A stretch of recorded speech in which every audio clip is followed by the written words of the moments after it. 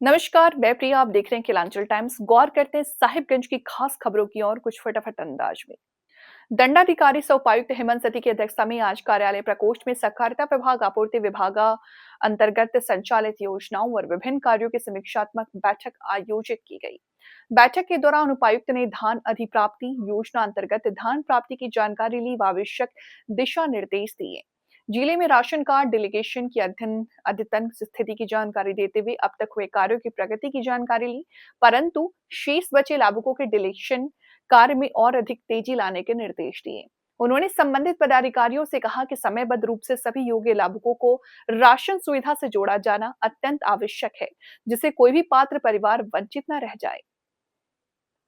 उपायुक्त ने बैठक में निर्माण 100 एसटी, 50 एमटी गोदामों की स्थिति की समीक्षा करते हुए पुराने गोदामों के मरम्मत कार्य में गुणवत्ता व विशेष ध्यान रखने तथा नए गोदामों के निर्माण कार्य को शीघ्र पूर्ण करने हेतु विभागीय समन्वय बनाकर कार्य करने के निर्देश दिए। उन्होंने भंडारण क्षमता, वितरण प्रणाली तथा निगरानी तंत्र को और अधिक सुदृढ़ करने पर भी बल दिया।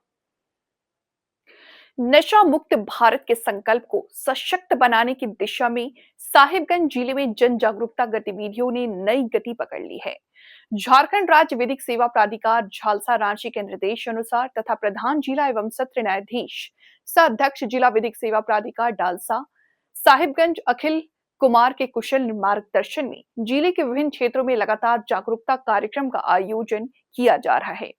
डालसा के सचिव श्री विश्वनाथ भगत ने जानकारी देते हुए बताया कि ये अभियान राष्ट्रीय विधिक सेवा प्राधिकरण डालसा की डॉन यानी drug awareness and wellness navigation योजना 2025 के अंतर्गत संचालित किया जा रहा।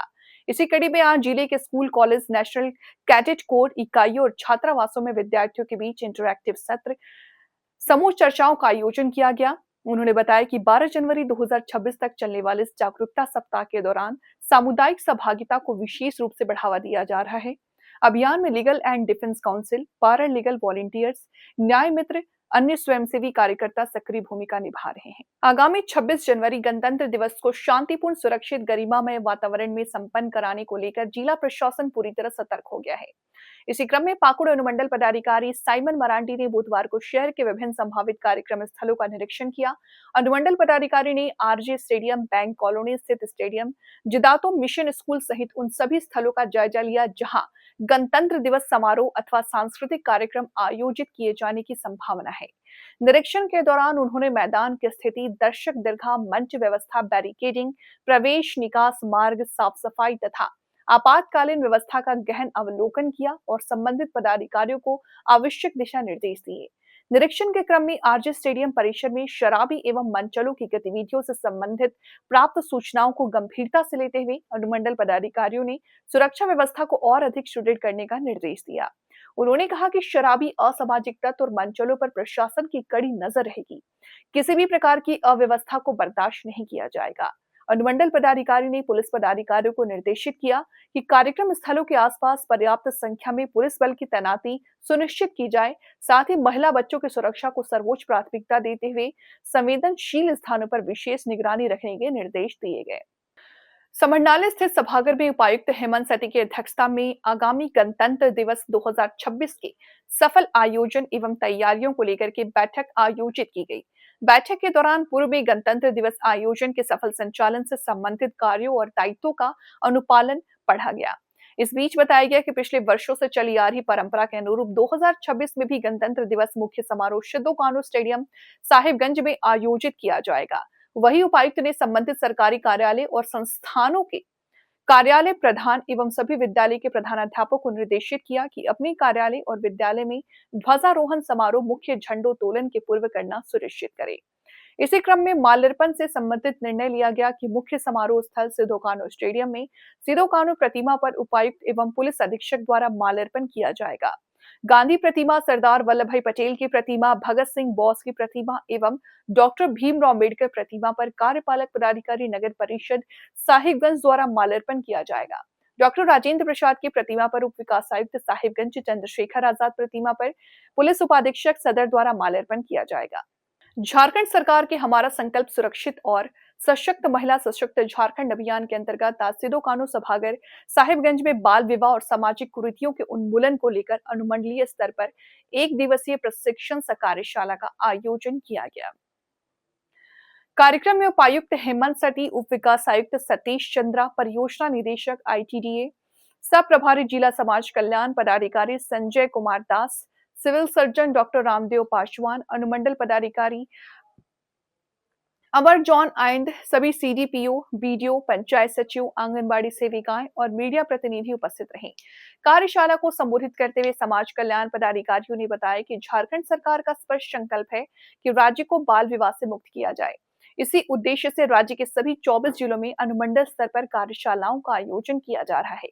साहिबगंज अनुमंडल के लिए ये कार्यशाला 8 जनवरी को आयोजित की गई है, जबकि राजमहल अनुमंडल के लिए 16 जनवरी को कार्यशाला आयोजित की जाएगी। राष्ट्रीय सड़क सुरक्षा माह 2026 के अवसर पर सड़क दुर्घटनाओं में कमी लाने और सुरक्षित यातायात सुनिश्चित करने के उद्देश्य से साहिबगंज जिले के प्रमुख दुर्घटना संभावित मार्गों, घाटी क्षेत्रों और चिन्हित ब्लैक स्पॉट पॉइंट पर सड़क सुरक्षा उपकरणों की स्थापना और मरम्मति का कार्य किया जा रहा है। इसी क्रम में साहिबगंज जिले के प्रमुख दुर्घटनाग्रस्त मार्ग जिलेबिया घाटी, अन्य ब्लैक स्पॉट स्थलों का पथ निर्माण विभाग, साहिबगंज जिला परिवहन कार्यालय के संयुक्त तत्वावधान में निरीक्षण एवं भ्रमण किया गया। इस दौरान सड़क सुरक्षा प्रबंधक Neeraj Kumar Shah, road engineer analyst Anuj Parashar, IT सहायक राजहंस द्वारा सभी चिन्हित मार्गों का निरीक्षण किया गया। भ्रमण के क्रम में जिलेबिया घाटी क्षेत्र में सड़क चौड़ीकरण का कार्य प्रगति पर पाया गया। साथ ही सड़क किनारे लगे साइन बोर्डों पर फैली झाड़ियों की कटाई कर उन्हें स्पष्ट और दृश्यात्मक बनाया गया। सड़क सुरक्षा मानकों के अनुरूप चिन्हित स्थलों पर गेट आई, सूचनात्मक sign board, speed limit board, street लाइटें, पॉट हॉल की मरम्मति, road barrier, chevron sign board आदि लगाए जा रहे हैं तथा संबंधित निर्माण कार्य निरंतर जारी है। आयुष विभाग पाकुड़ की ओर से जिले के विभिन्न प्रखंडों में आयुष जांच शिविर का आयोजन किया गया। इन शिविरों में कुल 99 लाभुकों का स्वास्थ्य परीक्षण कर आवश्यक दवाइयां निःशुल्क उपलब्ध कराई गई। ये शिविर अमड़ापाड़ा प्रखंड के अमरपुर एवं लीटीपाड़ा प्रखंड के लीटीपाड़ा सीएससी में आयोजित किए गए। शिविर में उपस्थित चिकित्सकों डॉक्टर मोहम्मद अफरोज आलम, डॉक्टर अमरीश कुमार, डॉक्टर प्रेम प्रकाश ने बताया कि जांच शिविर में रक्तचाप, मधुमेह, जोड़, गठिया रोग, बच्चों से संबंधित रोगों आदि का निःशुल्क परीक्षण किया गया। साथ ही लाभुकों को मुफ्त दवा भी उपलब्ध कराई गई। शिविर में बड़ी संख्या में ग्रामीण लाभान्वित हुए और उन्होंने इस पहल की सराहना की। सहकारिता के माध्यम से ग्रामीण क्षेत्रों को आर्थिक रूप से सशक्त एवं आत्मनिर्भर बनाने की दिशा में Nasipur multipurpose co operative society Pakur जिले में एक प्रेरणादायी उदाहरण बनकर उभर रही है। नसीपुर एमपीसीएस निबंधन संख्या 12 का पंजीकरण 31 अक्टूबर 2023 को हुआ है। समिति में वर्तमान में 2 से 51 सदस्य पंजीकृत हैं। समिति की अध्यक्ष श्रीमती चंचला रविदास एवं सदस्य सचिव अमीर हामजा के नेतृत्व में ये समिति अपने सदस्यों के सामाजिक आर्थिक उत्थान हेतु निरंतर प्रयासरत है। समिति ने राज्य स्तरीय सहकारी संस्था झामको फेड से संबद्धता प्राप्त कर अपने सदस्यों को तकनीकी रूप से सक्षम बनाने की दिशा में महत्वपूर्ण कदम उठाया है। चूंकि समिति वन क्षेत्र में कार्यरत है, इसलिए झामको फेड द्वारा वनोत्पाद संग्रह हेतु 25 आधुनिक टूल किट उपलब्ध कराई गई। इन टूल किटों की सहायता से बड़े पेड़ों में आम, इमली, नारियल और अन्य लघु वन्य उत्पादों का संग्रह सुनिश्चित, सरल और व्यवस्थित रूप से किया जा सकेगा। इस तकनीकी सहयोग से समिति लघु वन उत्पादों को व्यवसायिक रूप प्रदान करने कर सदस्यों की आय वृद्धि की दिशा में कार्य कर रही है। तो ये थी अभी तक की कुछ खास खबरें। ऐसे तमाम खबरों के लिए जुड़े रहे किलांचल टाइम्स के साथ और मुझे दीजिए इजाजत। नमस्कार।